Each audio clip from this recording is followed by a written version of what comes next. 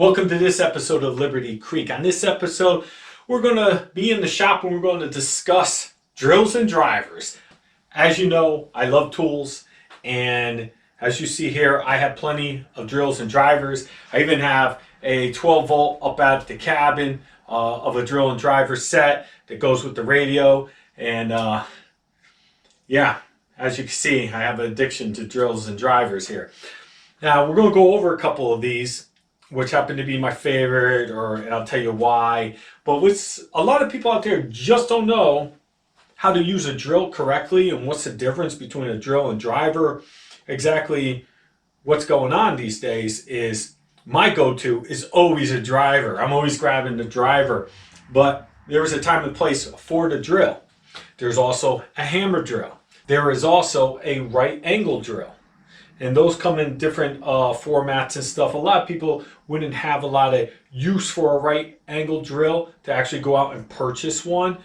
We'll get to that towards the end. But real quick, let's jump right into it. There's different brands, different manufacturers. There's the Homeowners brand that you could pick up, like a Black & Decker, a cheapy weepy from Walmart. I tried to go a little bit more high end, because as you know, if you've seen my videos, I built a cabin. I beat the hell out of my stuff. I'm always working hard with them, and I will tell you what, so far these are my oldest, and they were Hitachi. The name Matibo, if I'm not mistaken, Hitachi bought Matibo and changed their name to Matibo. Don't ask me why. I still can't get over that, because Hitachi is a brand that everybody knows. And they were the leading line of air guns, but we're not going to get into that. So this is their driver, and this is their drill. Still work great. They're beat up, 18 volts. I always wanted the DeWalt version. I wanted these. This is the ones I wanted first, but they were really expensive. I think at the time they were like $215. When they went on sale, I don't know how much I bought them for, like $140 or something. I jumped on that opportunity. I got them. They might have been cheaper. I was looking for batteries, more batteries. I can never have enough batteries. Right now, I think I have 12 18 volt Hitachi batteries, or Matibo now. So one day I went to go buy some more batteries. At the time, the batteries were $30 a piece. And now they're ridiculous. They're even more than that. $30 a piece. So I was like, okay, so $60. I'm not even kidding you, folks. At the time, these two with the two batteries and charger were $80, because Hitachi's line was changing names and they were getting rid of it. So it was two batteries for $60, or two more drills with batteries and charger for $80. I jumped on the opportunity, but that's not all. This drill is actually a hammer drill. This one here does not have the hammer's capability. This one does, and this was a cheaper. And then you have your impacts. This one's brushless. This one's brushless. This one's not brushless. Those are my four impact. Now, that being said, this one's a workhorse. I really because I like how it looked. I got this. I can't recall the price. It was under $10. Again, was it $10? It was cheap. I got it the floor model. It was on clearance. For some reason, they were getting rid of it, and I happened to show up at the right time. They didn't have any in the box, but I asked if I could get the floor model with battery. It was super cheap. I forget how much exactly. I think I did post about it when I got it, but I love that. I love that impact. This one, I wanted it real bad, but it's okay. This one, I bought my son one like this. I used the hell out of it, and I really like the Milwaukee brand. I really do. I like the colors. I like everything about them. They're very strong. We beat the hell out of one I bought for my son. He uses it on his job, and he didn't need it no longer, and he gave it to me to use, but now he went to a different company. He uses it, so I had to give it back to him. So Pops gave me that for Christmas. He knew I liked it, and he grabbed me one when it went on sale Thanks, Pops. I just started to break this one in. This year up at the cabin, you'll see more of that. All right, that being said, those are my drills. The 2 are up, the 12 volts are up at the cabin, so I have something always up there. Let's get right into it. Let me clear this out here, and let me break it down and explain some stuff to you. All right, what we got here, folks, what we have here is a drill. This is a drill that it's also a hammer drill. It has the functionality to actually click it on the hammer. This right here, folks, is a keyless chuck. Basically, back in the old days, I'm going to show you a hammer drill, one of the big hammer drills that I have. This is a hammer drill. This drill, you need a key to tighten. Once you sink down on something like a bit like this. Hammer drills are for drilling concrete, folks. They come in real handy. Can a normal drill concrete? Yes, it can. But this, to really lock the bit in, usually it's always on the cord. There's a key. That's the key. You will stick it in this hole, it'll line up with the teeth, and you crank it down. And it'll tighten it right up, and it won't go anywhere. Alright, folks, so let's break down to your basic drill.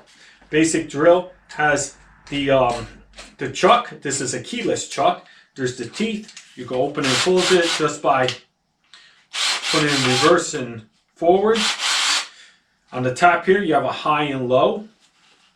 I always keep mine high. There's low. You'll see the difference. There's high.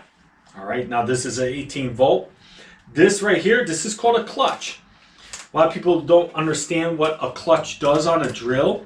A clutch is just like the clutch in your car. It engages and disengages the drivetrain here that drives the drill. Basically what you would do is it's resistance. So if you put it up there on 1, as you're actually drilling, when it runs into friction or torque from the screw biting into the wood, it's going to, I don't know if I can do it. You hear that? It's not spinning because I got it on 1. And that will just not allow me to drill. If I put it up, I have to really hold it. And then the clutch kicks in and it won't spin.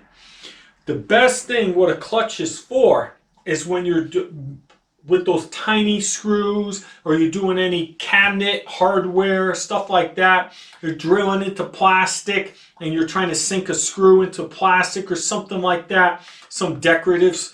You want to start very low. When you're screwing the screw in, when it starts to grab, the clutch will kick in so you don't over tighten. And you can always keep adjusting until you get that screw seated perfectly. Because if you grabbed one of these, or you had this on the drill setting, you put it right on the drill setting, what's going to happen is you're going to drive that screw straight down. And if it's softwood, you ever drive something down with a drill and the softwood and then the screw doesn't grab anymore, it's just spinning? That's what happens. You don't want to spin that out. That's why you want to put the clutch on, okay? You don't want too much torque. You don't want to spin it out. You put it on, put the screw down, and just snug it up. You don't want to go ahead and strip it out, all right? So that's what the clutch is for. Now this drill, again, it has a hammer drill. I'm going to tell you all about a hammer drill now. Hammer drill is for concrete. Once again, if you put in I don't have a piece of concrete, which I should have since I want to put together this video, but. All right. In concrete, folks, you switch that over onto the drill and you start drilling. I don't have concrete to do it. I don't think I could do it on here. You hear that? That's the hammer effect. If that's not on the hammer, it will probably start drilling. See that? Now you click on the hammer. You hear that noise? That is basically a drill's function is to turn left or right. But when you turn the hammer on, it's turning left or right, and it's actually also hitting the top of the drill, driving, hitting, just like a hammer. And every hits. And so you will drive this drill bit down a lot quicker than just using a normal drill setting. That pulsation going into the concrete will drill the hole 10 times quicker. Yes, you can do it probably with drill, but you're going to be pushing and you'll probably burn out your drill, and this makes it so much easier. So that is the hammer function on a hammer drill. So that's a drill and a hammer drill. Those are the two functions. Okay. So this is my favorite. So what does an impact driver do?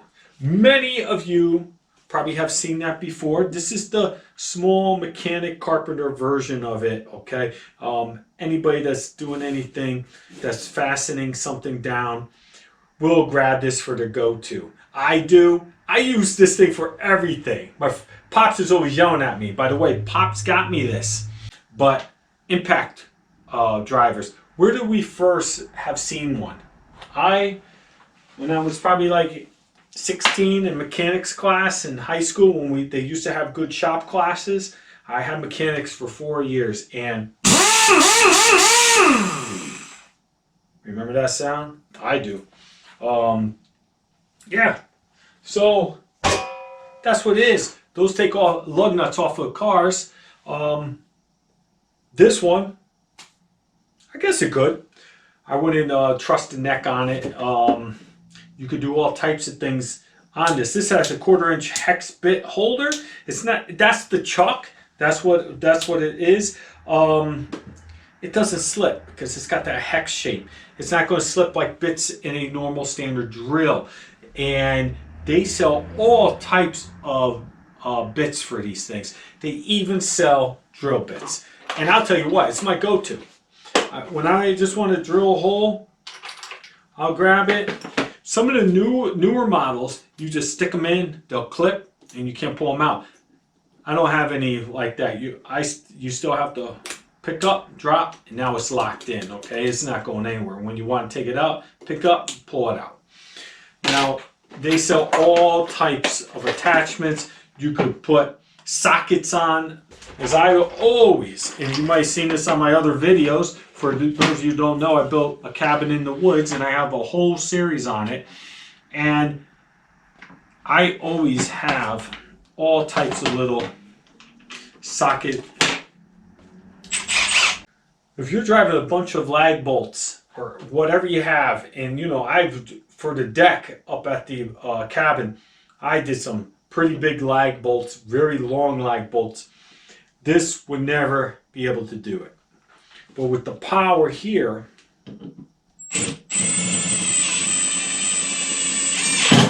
there you go. You hear that? I'm not going to drive it all the way in. But what you're hearing is a hammer actually hammering it, spinning right, or even when you're loosening left. That's where the power's coming from. You have a hammer motion. So when it hits the resistance, you actually have something hitting it to force it, to drive it. And that's where the impact comes from. That's where the power comes from. You can hear it. At first, it sounds just like a normal drill. It sounds just like a normal drill. A little bit more power. You see the torque? Has some torque too. But when it hits that resistance, you're hitting it. You're hearing it. That's in reverse. So basically, handheld. You ever see one of these? Mechanics have.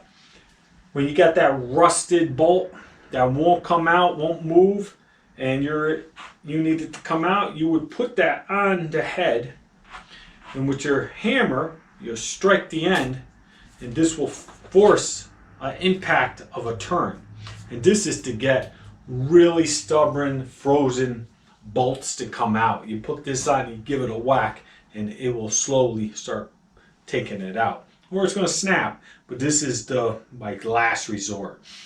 Like I was saying, I have all types of different attachments, bits for my drivers.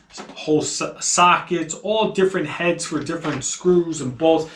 Yeah, you have to have this, folks, especially if you're doing projects like big projects like I built the cabin.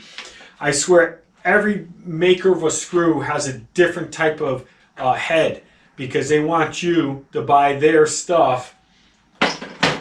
That basic Phillips head is gone. Now, you put that on number one. Put that on one. And this is probably not the best example, but soon as you hit any resistance, it's not going to spin. Crank it to 2. Still not going to spin because this bolt's already grabbed hold. I'm probably going to have to really jack it up. Let's try 13. Oh, it's moving it a little bit. All right, let's see if we can back it out. Probably be easier. There it goes. All right, so let's see. See how it hit the heavy resistance? So if I crank it up a little to 19, no, let's go a little bit more, 22. Now it's done. That's why the drills were no good. Let's crank it all the way. Let's see if I could drill it. No. See that? Now the impact gun will drive that straight through if you had to. This will not do it. This will pull it out, but it won't drive it in. So basically, folks, let's say you have a small, very delicate screw or something, you're trying to put it in something, and you don't want to drive it, torque it all the way down, especially in soft like pine. Again, folks, this is a mechanics version of the right angle drill. It's designed the same thing as a carpenter tool or mechanic tool to get in those tight spots and take out a socket or take out a bolt, put in a bolt. The same thing with this. It's for tight angles. You got to get in there. It's super tight. You get in there. And most people won't spend the money on this, folks. This is an expensive piece of, this costs you over $100. And if you're not in the trades or something, I would not purchase this. I actually bought this in with a kit. Some guy was selling it on Craigslist or one of them, and it was within a bunch of first drills I've ever bought. They were all crap. They were all the 18 volt, and they all broke. I got rid of them all. This, I have a Sawzall. I think that's about it left from that purchase, but it was pretty good. But they sell smaller versions. Look at this. This here, this will go on the end of your impact. And that spins the end there, and you can get into tight spots with this too. I have used this a lot more than I use that. This thing is great. Now, before they came out with this, they used to sell these, and they still do. These are junk. I'm sorry. They are great, though. I mean, they do the same thing. You could get it in a tight spot. But for whatever reason, they always break. I have at least 5 of them up there. They're all broke. I don't know why I keep them. This one doesn't look like it's broke. Maybe the chuck is broke on it. I don't know. Yeah, but they're all broke. So that's not good. But before I had that, that's the only thing I had. So I kept buying them until they came out with that. Now, this is awesome. A little screwdriver. This got like a gyro in it. Put it on the screw, you hit the button, and whichever way you twist your wrist, it will spin. And you get more power. So you can do it very slowly to very fast, and you can slow it down. It's pretty cool. Again, I use this quite a bit, especially when I'm doing electrical. This is always in my bag. I have 2 extra batteries for it. Talk about batteries. Had a bunch of the 18 volt. If you got a bunch of 18 volt, so they also sell this. This is an adapter, goes into the 18 volt, and now you just made it a 20 volt. I don't know. I'm afraid of clicking it. Some things don't work with it. It's not compatible. This is. Let's see how fast it spins with 20 volts. Probably burn it out. Ah, yeah, it's definitely a lot quicker. A lot quicker. Problem with these are you put them on some 18 volts, you can't get them off. It's like impossible. I had it stuck on my Sawzall. I could not get it off. I ended up having to like hit it with a hammer or something. But every time I put it on Sawzall, it got stuck. It would get stuck, and so I ended up calling the company and complaining. They sent me a free one.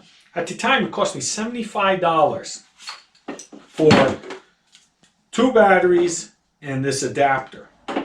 Now the same thing will run you like $140 in the store. It's ridiculous how much they cost. Back when I was younger, everything came with battery. You buy the drill, come with the battery. Not anymore. Everything's sold separate. Everything is sold separate. How much those batteries cost? There was a deal. I think it was $199. So almost $100 a battery, but you get a free tool. Or, that was at Lowe's. You go to Home Depot, you buy the tool, you get 1 free battery. And it was like it'll cost you about $120. So for $199, you get 2 batteries in the tool. So I went with the 2 batteries in the tool because one thing, DeWalt, I don't have a lot of DeWalt batteries. I have a lot of Hitachi batteries. I have a couple Milwaukee batteries. But these things are expensive. So like gold. It's ridiculous. I can't get over how much batteries cost. These things, when Hitachi was going, pretty much changing names, they were going for $20 a piece. So I picked up quite a few of them. So these are about $100 a piece. This here is probably about $60. I just off the top of my head. You don't want to know how much this thing costs. I think that's almost $200 by itself. Thanks for watching, folks. I really appreciate it. Hit that notification bell, hit the subscribe button, and I hope you learned something. I need to get some more content out there, so I figured I'd throw something like this together. I had some people asking me questions about a couple of my videos, and they see all my drills hanging up, and they're saying, "Oh, whoa, what are you, drill man? What do you got going on there?" Some people ask me what drill I was using and stuff like that. So I said, I always had this in the back of my mind. I'll throw together a little video and put it all out there. And it's freezing in the shop, but I had a half a day at work, and I hope you enjoyed. All right, folks, thanks for watching again. Please hit the thumbs up, give me a thumbs up, subscribe. And if you learned something, if you got any comments, you want to see more content like this or anything that you want to see, let me know. Thanks for watching. I'll see you on the next one. Peace out.